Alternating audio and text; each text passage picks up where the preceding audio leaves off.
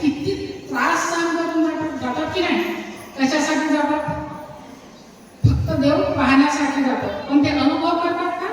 नाही. ते पाहण्यासाठी किती मेहनत करतात. मग श्रीमाताजीने आपल्याला घरीच दिलेलं आहे. आपण मेहनत करतो का?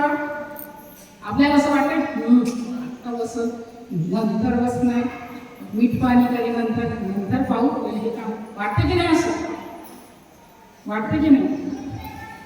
मला हे कधी वाटलं ते आता एवढ्या वर्ष झाल्यावर मला ते आता वाटत आहे की आपण मोबाईलमध्ये छोटे छोटे ते रील पाहतो की नाही, अमरनाथची आपला इकडे तिकडे जातात वैष्णोदेवीला, किती त्रास होतो त्यांना, रस्ते नाही काही नाही आहे की नाही, तरी ते लोक त्रास करून जातात. मग आपण श्रीमाताजींनी तर स्वतःच आपली कुंडली जागृत केली, आपल्याला आत्मसाक्षात्कार दिला आणि आपल्या उन्नतीसाठी आपण स्वतःच्या प्रगतीसाठी काय एवढा त्रास करून घेत नाही. मग आपलं कसं, आपल्याला काय पाहिजे? भक्ती. श्रीमाताजींबद्दल भक्ती, समर्पण आणि श्रद्धा. तर आपण सर्व करतो श्रीमाताजींचं आसन वगैरे सगळं छान सजवतो, जे फुलं आपल्याला श्रीमाताजीला व्हायची आहे ते सगळं वाहतो. पण श्रीमाताजीला आपल्याला कुठून मिळवायचं असतं? बघून मिळवायचं असतं का?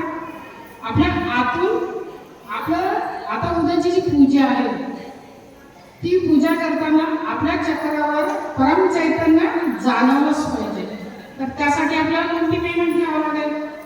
पहिले आपल्याला क्लिअर करावं लागेल आहे की नाही, की मी जास्तीत जास्त त्या पूजेचे व्हायब्रेशन घे किंवा त्या आपल्याला पहिले सुरुवातीला काही नाही वाटत. जसं जसं आपण म्हणजे सहयोगात दूर दूर जातो म्हणजे मग वाटतं अरे आपण का